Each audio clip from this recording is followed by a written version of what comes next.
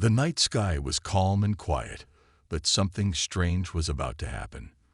Far above Earth, beyond what any telescope could see, a massive alien spaceship approached, hiding in the darkness of space. It was sleek, dark, and as silent as a shadow. The aliens inside were preparing for their mission with serious faces and cold determination. Their leaders, known as the Zerel, were experienced conquerors of worlds, and Earth was their new target. For many years, the Zerel had been searching for a planet rich in resources to fuel their growing empire. They saw humans as weak creatures with primitive technology and no real defense. The Zerel's leaders were confident that their advanced weapons, shiny armor, and powerful ships would make quick work of Earth's defenses. They expected the humans to surrender immediately once they realized they couldn't win.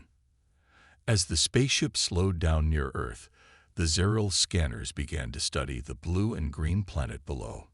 The screen filled with images of mountains, rivers, oceans, and cities lit up at night. The aliens had seen many planets before, but something about Earth seemed different. However, they pushed away any doubts, eager to claim this planet as another prize. Commander Krall, the captain of the ship, was tall and intimidating. His face was covered in tough, silver skin with sharp, dark eyes that missed nothing. Krall was known for his ruthless tactics and for never showing fear. As he stood in the control room, he turned to his crew with a stern look. "Prepare for the first strike," he ordered. "We don't want to waste time on these humans." In their shiny armor, the alien soldiers obeyed, gathering their weapons and preparing their smaller ships. They couldn't wait to land on Earth, expecting the humans to be terrified and easy to defeat. To them, Earth was just another mission, another victory to add to their record. But Earth was different. The humans below were not going to surrender so easily. They had already noticed strange signals in the sky, and scientists and governments around the world were on high alert. The news began spreading, filling people with fear and curiosity. What was coming from space? What did these visitors want? As the Zerel prepared to make their entrance, they had no idea what awaited them on Earth. They thought they were prepared for any enemy, any weapon, any challenge. But what they would soon discover was something they had never seen before. Earth was not defenseless, and humans were not as weak as they looked. They had a weapon more powerful than anything the Zerel could imagine. The spaceship drifted closer, hidden behind Earth's moon, ready to strike. The Zerel's leaders grinned, thinking this mission would be quick and easy. Little did they know, their overconfidence would be their greatest weakness. They had underestimated Earth's people, a mistake they would soon regret. As the alien ship hovered near Earth, the humans below sensed a change. Scientists had detected strange energy signals coming from beyond the moon, signals that didn't match anything known to Earth. Military bases around the world received warnings, and leaders in every country gathered in urgent meetings. News channels buzzed with rumors of an unidentified object moving closer to Earth. People were anxious, but no one yet knew how serious this threat was. In a high-security room deep underground, Earth's top leaders held an emergency conference. Screens showed images of the strange energy signals, and everyone listened closely as scientists explained what they had found. "This isn't a meteor or a space anomaly," one scientist said, his voice steady but grim. "It's a spacecraft, an alien spacecraft." The room went silent. Some people looked shocked, while others nodded with determination. They had suspected life beyond Earth, but no one expected it to arrive so suddenly, and with possible hostile intentions. A general stood up, his face hard and serious.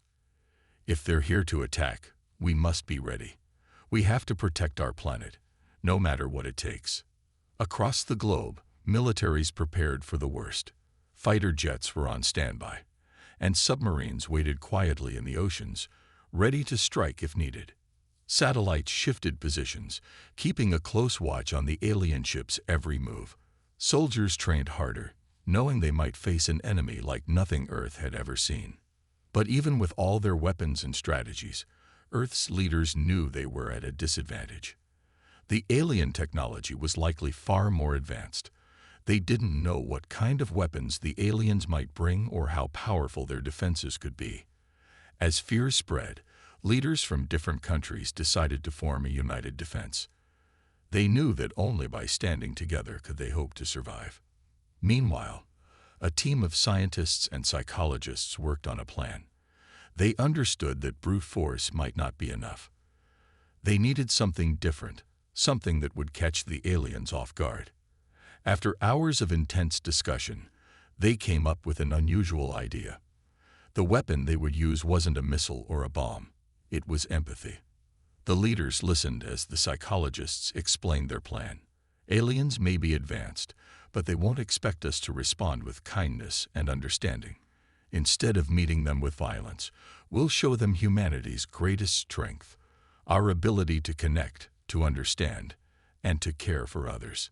The idea sounded strange, even foolish to some, but as they thought about it, they realized it might just work. If aliens expected a fight, perhaps a message of peace would surprise them, even weaken their resolve.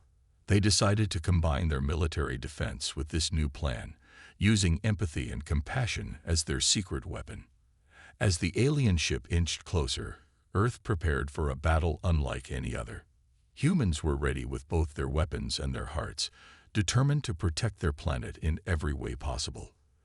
The world held its breath, waiting for the first contact, hoping that their unique plan would be enough to save them. The alien ship moved closer, finally breaking through Earth's atmosphere. Its enormous shadow fell over cities, forests, and oceans as it approached. People looked up, eyes wide with fear and awe, watching as the dark shape blocked the sun. It was clear now. This wasn't a peaceful visit. The aliens were here for something, and they didn't plan to leave until they got it. The alien commander, Krall, gave the order, and smaller ships began to detach, descending toward the surface like a swarm of metal bees. Each ship was armed with powerful energy weapons, glowing with a cold blue light. They were ready to strike and expected no resistance. But they were wrong. On the ground, human forces were ready. Tanks and fighter jets moved into position, forming lines of defense around major cities. Soldiers held their ground, gripping their weapons tightly, eyes fixed on the sky. The world watched as Earth's first battle against an alien race was about to begin. The first shot came from the aliens, a powerful beam that struck a military base, leaving a smoking crater in its place. But the humans didn't back down. Fighter jets soared into the sky, circling around the alien ships, dodging and weaving through enemy fire. They shot back with everything they had, even as the alien ships darted around them with terrifying speed and precision. Commander Krall watched from his ship, unimpressed. "These humans are stubborn," he muttered, "but they are no match for us." He was confident his forces would win within hours. But as the battle raged on, he noticed something strange. Despite the aliens' advanced technology, the humans kept fighting back with surprising resilience. Then, something unexpected happened. As the alien ships flew over a crowded city, a human broadcast signal interrupted their systems. Suddenly, every screen on the alien ships displayed images of Earth, children playing, families laughing, friends embracing. Soft music played, and the images showed the beauty of life on Earth. The alien soldiers hesitated, confused. They had been trained for war, but they had never seen anything like this. Some of them felt a strange, uncomfortable feeling in their chests, something they had no name for. For the first time, they began to see humans as more than just targets. Commander Krall was furious. "Ignore it," he shouted. "Continue the attack." But even he couldn't completely shake off the feeling. His hand paused for just a second before he gave the next order, a flicker of doubt in his eyes. On the ground, Earth's leaders saw the hesitation and knew their plan was working. The message of empathy, the images of love and life, it was affecting the aliens, breaking through their cold, logical minds. For the first time, Earth had the advantage, not through force, but through something stronger. The battle continued, but now, the aliens' movements were slower, uncertain. Humanity's unexpected weapon was taking effect, and the aliens were feeling something they had never felt before. The first battle was far from over, but Earth's unique strength was beginning to turn the tide. As the battle continued, strange things began happening among the alien soldiers. They had landed on Earth, expecting a quick victory, but something was different. In their minds, images of Earth and its people kept flashing. Scenes of humans laughing, families gathered, children playing in parks. These images left the aliens feeling unsettled. They didn't know why, but something inside them felt wrong. The alien warriors had been trained for cold efficiency, taught to see their enemies as mere obstacles. Yet now, looking at these images of human life, they couldn't ignore the strange warmth spreading through their chests. Some felt a sense of wonder, others a feeling close to sadness, and a few even felt what might be described as guilt. They had never felt emotions like this, and it was confusing, even frightening. Commander Krall, watching from his control room, noticed the change in his soldiers. They moved slower, their strikes less focused. He was furious. "What is wrong with you all?" he shouted, his voice sharp and commanding. "These humans are weak. Focus on the mission." But even Commander Krall couldn't shake off the strange feeling creeping into his mind. Images of human families holding hands, of children smiling at each other, played over and over on his screen. He tried to ignore them, tried to push the feelings down, but the images made him pause. Were these humans really so different? Why did they seem to care so much for each other, for life itself? One alien soldier, Kaxar, was especially affected. Sar had always been a loyal warrior, quick and efficient in every mission. But now, standing on the ground of this strange planet, he felt something new. He watched a human mother pull her child close, shielding them from the chaos. For the first time, Sar felt a pull in his heart. He realized he didn't want to hurt these creatures. He wanted to understand them. As he lowered his weapon, an alien officer noticed and shouted, "Sar, what are you doing? Follow orders." But Sar hesitated, his gaze fixed on the mother and child. He felt protective. Elsewhere on the battlefield, more and more aliens began to feel these emotions. Some even turned away from their targets, unable to fire. They were warriors, yet here on Earth, something powerful had cracked their hardened hearts. They could no longer see humans as mere enemies. They saw them as beings with hopes, dreams, and families. Earth's leaders noticed the shift as well. The aliens seemed less aggressive, more cautious. The unexpected weapon of empathy had begun to change the battlefield in ways no one could have predicted. Commander Krall struggled with his own growing doubts. He could feel his soldiers' hesitation, their confusion. For the first time in his career, he didn't know how to lead. He wondered if emotions were a weakness, or if they held a strength he'd never understood. The battlefield was quieting. Both sides stood in a strange, tense peace, each waiting to see what the other would do.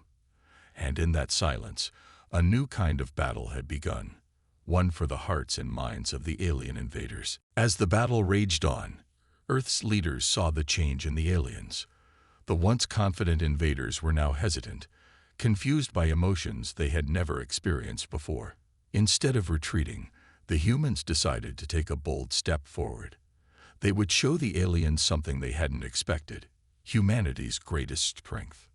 In the middle of the chaos, Earth's top scientists and diplomats worked together on a plan. They decided to broadcast a message directly to the alien fleet. It wasn't a message of anger, threats, or demands. No, the humans would send a message of peace, one that would show the aliens just how much they had underestimated the human race. The message began with a simple song. It was soft, peaceful, and carried the sounds of Earth. The wind blowing through trees, birds singing, and the laughter of children. The music played from every screen and speaker, filling the alien ships with strange, unfamiliar sounds. It wasn't like any noise the aliens had ever heard.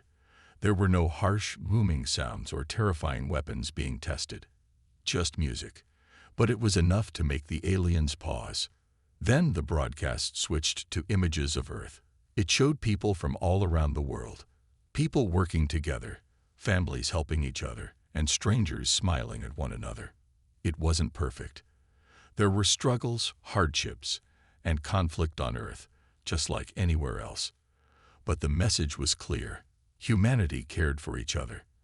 They fought not because they hated, but because they wanted to protect what mattered most: their loved ones, their homes, their world.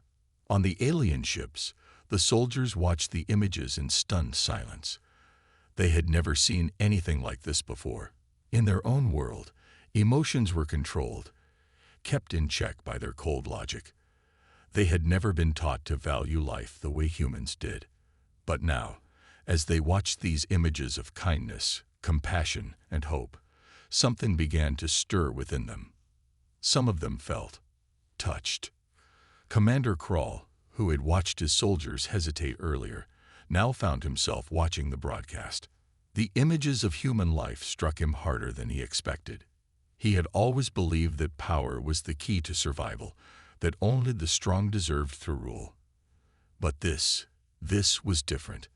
The humans were not strong in the way he had expected. They weren't invincible, they weren't unbeatable, but they were strong in ways he didn't understand. Zar, one of the alien soldiers, couldn't take his eyes off the screen. He watched as a young girl handed a flower to an old man in a wheelchair, and something deep inside him stirred. It was a feeling he had never known, something he couldn't name. For the first time, Zar felt a deep sense of connection to the humans. He felt the weight of their lives, their love, and their kindness. The message of peace continued to play, echoing through the alien ships. Earth wasn't asking for surrender. They weren't begging for mercy. They were simply showing the aliens who they really were. They were showing them that humanity was more than capable of defending itself. But more importantly, humanity was willing to fight for peace. On the battlefield, the fighting slowed.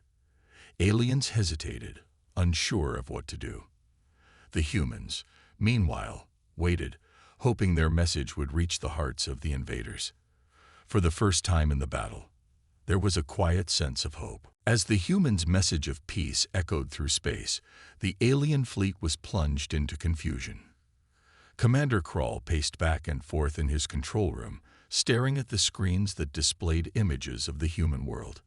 His mind raced, struggling to understand the strange feelings creeping into his thoughts. The broadcast was unlike anything he had ever experienced. The humans weren't begging for mercy, nor were they fighting back with all their strength. They were showing kindness. "This is a distraction," Krall muttered to himself. "It's nothing more than a trick." But even as he said the words, doubt gnawed at him. The hesitation in his soldiers was growing more apparent. They weren't attacking anymore, not with the same certainty. They seemed unsure, almost afraid to continue. Krall turned to his second-in-command, a cold-eyed officer named Zat. "What's happening with the troops? Why have they stopped attacking?" Zat hesitated. They're affected by the broadcast, sir. Some of them feel sympathy for the humans. They're confused. They don't know how to react. Krall's frustration grew. He had led countless successful conquests, but this was different. His soldiers, trained to be emotionless, had never been exposed to anything like the human message. The very idea of caring for an enemy, of feeling pity or love for them, was a weakness in the eyes of the Zerel. Krall had always believed that emotions were for the weak, and that strength came from pure logic. But now, logic wasn't enough. Back on the battlefield, the alien soldiers were experiencing a crisis of their own. Zar, the soldier who had begun to question his mission, stood in a field, staring at the peaceful images from Earth. He had always followed orders without question. But now, as he watched a mother hold her child close, his heart ached. Why were they fighting these people? Why had they come to destroy them? Zar wasn't alone in his feelings. Many of the soldiers began to doubt their mission. They had been told that the humans were weak, primitive, and unworthy of survival. But after seeing their lives, their love for each other, it was hard to believe that. Some of the aliens began to argue among themselves. "We should leave," one said. "We shouldn't be here. These humans don't deserve to die." Others were afraid. "If we disobey orders, we'll be punished," they warned. The Zerel don't forgive failure. But the seeds of doubt had already been planted. Commander Krall's command was beginning to unravel. His soldiers were no longer united in their mission, and the bond they once shared as warriors was weakening. The once organized fleet was now in chaos, with soldiers refusing to fight, and some even retreating. Krall could feel his grip on the situation slipping. His mind raced as he tried to regain control. He knew his fleet could still destroy Earth with its weapons, but now he wasn't sure if that was what he wanted. What had seemed like a simple conquest was now turning into an internal crisis. Was the strength of his people worth the destruction of another world? Was victory worth losing their souls? On the ground, humans watched as the aliens faltered. They didn't know exactly what was happening, but they saw the hesitation. They knew their message of peace had gotten through. But would it be enough to stop the invasion entirely? The crisis in the alien fleet deepened as Commander Krall sat in his command chair, staring at the chaos unfolding across the screens. His soldiers were no longer a unified force. Some of them had completely stopped fighting, and others had begun to retreat. The battlefield was turning into a mess of confusion and uncertainty. Krall gripped the arms of his chair, his mind racing. He had always believed that his people, the Zerel, were invincible. They had conquered countless worlds, leaving no survivors behind. But this was different. The humans, despite their seemingly weak technology and primitive ways, had something his people did not: heart. They had shown kindness and compassion, things that Krall had never understood. And now those very things were weakening his fleet. In his control room, Zat, his second-in-command, stood silent, watching the screen. She could see the same hesitation in the soldiers. "Sir, we need to make a decision," she said softly, her voice cautious. "Our forces are splintering. If we don't act soon, we might lose everything." Krall looked at her, a sense of desperation creeping into his mind. "What do you suggest, Zat?" Zat didn't reply immediately. Instead, she turned to the screen that showed the humans' message of peace. She had watched it just like everyone else, and something in her had shifted. The images of the human world, the love and hope they showed, had begun to tear at her own heart. She wasn't sure when it happened, but she no longer wanted to destroy them. Maybe we don't have to fight them," she said, her voice trembling slightly. Krall stared at her, his eyes narrowed. "You're suggesting we surrender? We abandon our mission?" Zat didn't flinch. "Not surrender, sir, but we can't keep fighting them. We have lost our purpose. The humans are not our enemies. Maybe we should listen to them. Maybe there's another way." Krall's thoughts raced. His entire life had been built on the idea that only the strong survive, that conquering others was the path to power. Yet now, his own soldiers were questioning that. His world was on the brink of losing everything he had worked for. But then something deep inside him stirred. He thought back to the images of Earth, the laughter of children, the families protecting each other. He thought of Tar, the soldier who had refused to fight, who had started questioning everything. Krall knew he could no longer ignore the truth. These humans were not the monsters they had believed them to be. He stood up, a sudden decision filling his mind. "Prepare to send a message," Krall ordered, his voice firm.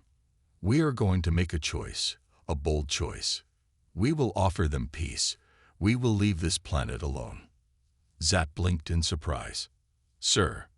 Krall turned to face her, his expression resolute. "If we destroy them, we lose everything that makes us who we are. The humans have shown us something we never understood. They have shown us that there is more to life than just conquering." With a deep breath, Krall gave the command to send the message of peace. His fleet, though hesitant, would follow his lead. It was a choice that would change the fate of both their worlds forever. They could choose to fight, to destroy, or they could choose to listen. And Krall, for the first time, was choosing to listen. The message of peace from Commander Krall had shocked both his soldiers and the humans on Earth.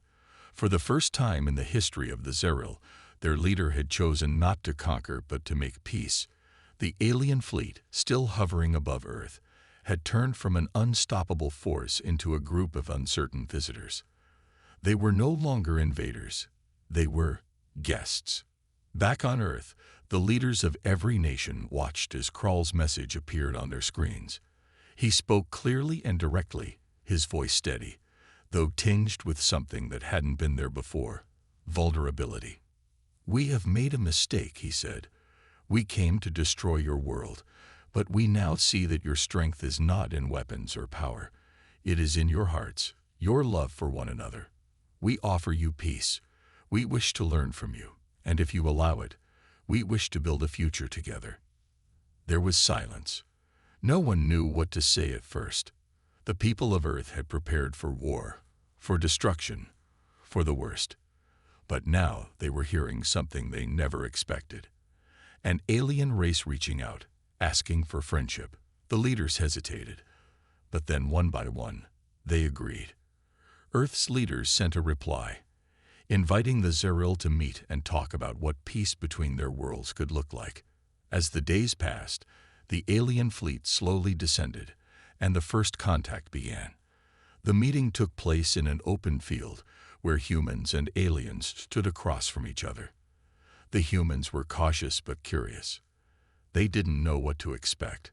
Could they trust these aliens who had just a short time ago wanted to destroy them? Commander Krall stepped forward, flanked by his officers, including Zerel, the soldier who had first questioned the mission. Krall's gaze swept across the crowd of humans, his eyes filled with a mixture of guilt and hope. He had brought his people here not to demand, but to offer. He had no idea what would happen next, but he was ready to try. A human representative, a woman named Maria, stepped forward. She was one of the diplomats who had helped send the message of peace to the aliens. She spoke with a calm but firm voice. "We've seen what you've done," she said. "We've seen how you tried to destroy us. But we've also seen how you've changed. We are willing to give you a chance. We believe that everyone can change. And maybe, just maybe, we can help each other." Krall nodded. The words were simple, but they carried a powerful meaning. It wasn't just about forgiveness. It was about trust, hope, and the possibility of a future where they could work together. He looked around at his soldiers, many of whom had begun to understand what he had learned. Strength wasn't only about power, it was about connection. As the humans and aliens stood in that field, an invisible bond began to form. Both sides were wary, unsure of how to begin.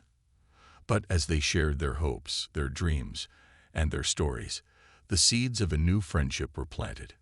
It would take time, trust, and effort, but for the first time, both species had chosen to build something positive. Zerel, standing by Krall's side, couldn't help but smile. He had never imagined that one day he would be standing here, offering his hand to the humans. But in that moment, he realized that peace wasn't just the absence of war. It was the presence of understanding. And for the first time, he felt hopeful for the future. Years had passed since the day when the alien fleet first arrived above Earth. Commander Krall and his soldiers had chosen peace, and that choice had changed everything. The war that could have destroyed two worlds had instead sparked the beginning of something much greater. A lasting friendship between humanity and the Zerel. The humans and aliens had worked together to build a new world, one where they could share knowledge, ideas, and resources. The Zerel taught humans about advanced technology, while humans shared their deep understanding of emotions, creativity, and the power of community.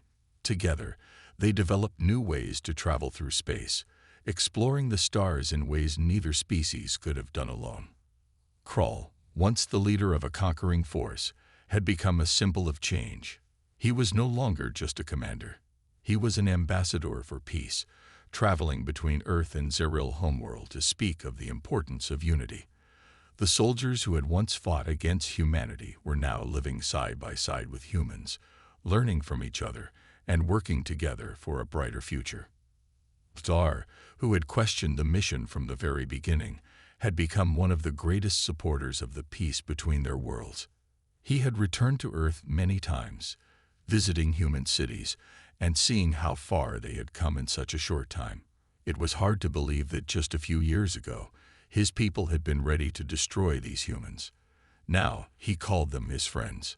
One day, as Krall and Zar stood on Earth, looking up at the sky, they couldn't help but feel a deep sense of pride. The two species, once enemies, had found common ground. They had learned that strength wasn't about power. It was about understanding, compassion, and the ability to change. A small group of children, both human and alien, ran past them, laughing as they played together. The scene reminded Krall of the first time he had seen humans interacting, how their simple love for each other had made him doubt everything he had ever known. Now, as he watched these children, he knew that Earth and the Zerel had built something truly remarkable. "We did it," Zar said softly, a smile on his face. "We changed everything." Krall nodded, his heart filled with a rare emotion. Hope. Yes, we did. And it's just the beginning. The story of the alien invasion, the battle for Earth, and the choice to embrace peace was no longer just a story of war and destruction. It was a story of redemption, of understanding, and of the power of second chances. It was a story that would be told for generations to come, not just on Earth, but on Zerel's homeworld as well. The tale of how two species, once on the brink of annihilation, came together to build something better than either could have imagined. As the sun set over the horizon, Krall and Zar stood side by side, watching the children play. They had chosen peace, and in doing so, had created a future full of possibilities. And in their hearts, they knew that this story, their story, would live on forever.